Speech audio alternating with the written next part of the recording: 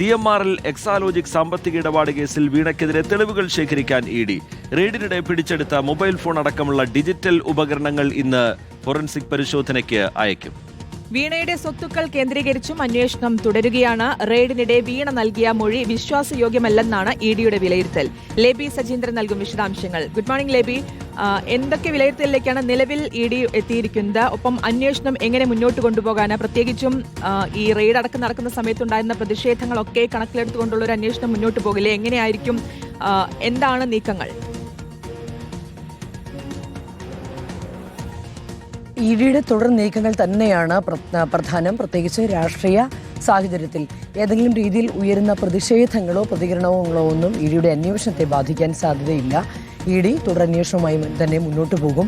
ഈ ഘട്ടത്തിൽ വീണ വിജയന്റെ ടെലിഫോൺ പരിശോധിക്കുന്നു എന്നുള്ളതാണ് പ്രധാനം. ആ ഫോൺ പരിശോധിച്ചതിന്റെ വിശദാംശങ്ങളുടെ അടിസ്ഥാനത്തിൽ ഇതുമായി ബന്ധപ്പെട്ട തുടർ നീക്കങ്ങൾ ഒരു ഭാഗത്ത് നടക്കും. മറുഭാഗത്ത് പിടിച്ചെടുത്ത രേഖകളിന്മേലുള്ള പരിശോധന നടക്കും. ഫോണിന്റെ ഫോറൻസിക് പരിശോധന നടക്കും. ഇക്കാര്യങ്ങളിലൊക്കെയുള്ള അന്വേഷണത്തിന്റെ ഫലത്തിന്റെ കൂടി അടിസ്ഥാനത്തിലായിരിക്കും ഇതുമായി ബന്ധപ്പെട്ട അന്വേഷണത്തിന്റെ തുടർ നീക്കങ്ങൾ.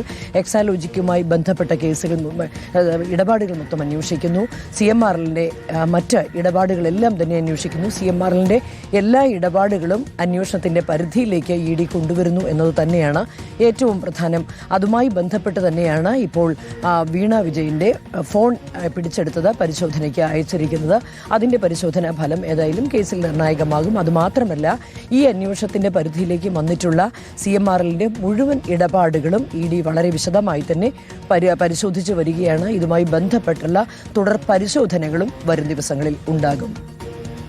മറ്റൊന്ന്, ഈ പണം സ്വീകരിച്ചവരിലേക്കെല്ലാം അന്വേഷണം നീട്ടാനുള്ള നീക്കം EDയുടെ ഭാഗത്തു നിന്നുണ്ടാവുന്നു എന്ന തരത്തിൽ പുറത്തുവരുന്ന വിവരങ്ങളാണ്.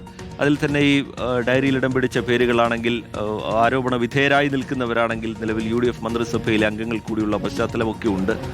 അത്തരത്തിലുള്ള ആരോപണങ്ങൾ വരുന്ന സാഹചര്യമുണ്ട്. UDF നേതാക്കളിലേക്ക് കൂടി അന്വേഷണം കൊണ്ടുപോകാനുള്ള നീക്കം EDയുടെ ഭാഗത്തു നിന്ന് സജീവമാകുന്നുണ്ടോ? ലേബി സജീന്ദ്രൻ.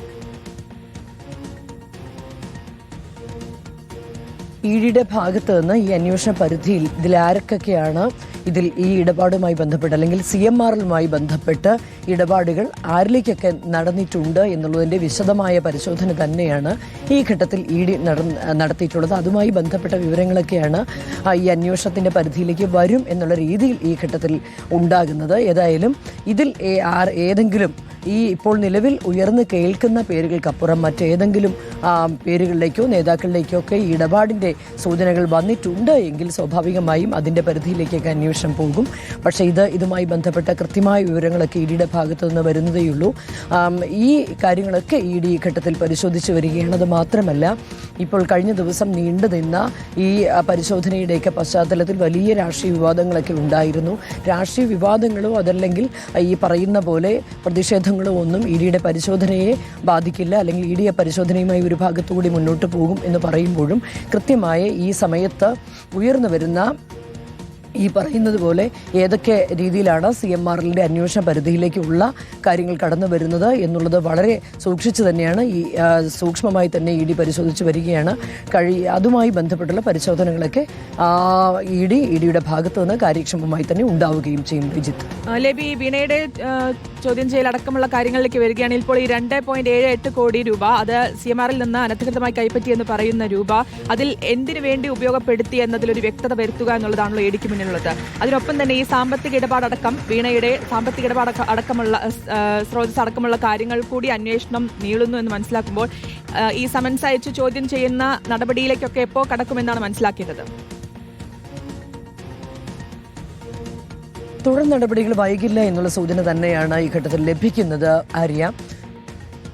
ശ്രുതി. അതുമാത്രമല്ല, ഈ 2.78 കോടി രൂപ ഇത് എന്തിനു വേണ്ടി വിനിയോഗിച്ചു എന്നുള്ളത് തന്നെയാണ് പ്രധാനമായും ED ഇപ്പോൾ അന്വേഷിച്ചുകൊണ്ടിരിക്കുന്നത്. ഈ കണ്ട എമൗണ്ട് വേറെ ഏതെങ്കിലും രീതിയിൽ വക മാറ്റി ചെലവഴിച്ചിട്ടുണ്ടോ, ഇതെങ്ങോട്ടാണ് ഈ പൈസയുടെ ഇടപാടുകൾ പോയത് എന്നുള്ള അന്വേഷണം തന്നെയാണ് ഈ ഘട്ടത്തിൽ നടന്നു വരുന്നത്. അതുമായി മാത്രമല്ല എക്സൈലോജിക്കിൻ്റെ മറ്റ് ഇടപാടുകളെല്ലാം ED അന്വേഷിച്ച് വരുന്നുണ്ട്. ഇതുമായി ബന്ധപ്പെട്ട സാമ്പത്തിക ഇടപാടുകളുടെയൊക്കെ എങ്ങോട്ടാണ് അതിൻ്റെ കണ്ണികൾ പോയിട്ടുള്ളത് എന്നുള്ള കാര്യവും ED പരിശോധിക്കുന്നുണ്ട്. ഏതായാലും പിടിച്ചെടുത്ത പണത്തിൻ്റെ സോഴ്സ് അതെങ്ങോട്ട് പോയി, എന്തൊക്കെ കാര്യങ്ങൾക്ക് ചെലവഴിച്ചു എന്നുള്ള കാര്യം തന്നെയാണ് ഈ ഘട്ടത്തിൽ പ്രധാനമായും പരിശോധിക്കുന്നത്. ശ്രുതി. ഓക്കെ, എന്തായാലും വീണയ്ക്കെതിരായ തെളിവുകൾ ശേഖരിക്കാനുള്ള ഒരുക്കങ്ങൾ അല്ലെങ്കിൽ നീക്കങ്ങൾ തന്നെയാണ് ED. റെയ്ഡിനിടെ പിടിച്ചെടുത്ത മൊബൈൽ ഫോൺ അടക്കമുള്ള ഡിജിറ്റൽ ഉപകരണങ്ങൾ ഇന്ന് ഫോറൻസിക് പരിശോധനയ്ക്ക് അയക്കും. വളരെ വേഗത്തിൽ തന്നെയുള്ള ഒരു അന്വേഷണത്തിൽ തന്നെയാണ് ED നടത്തുന്നത്. വിശദാംശങ്ങളാണ് ലേബി സജീന്ദ്രൻ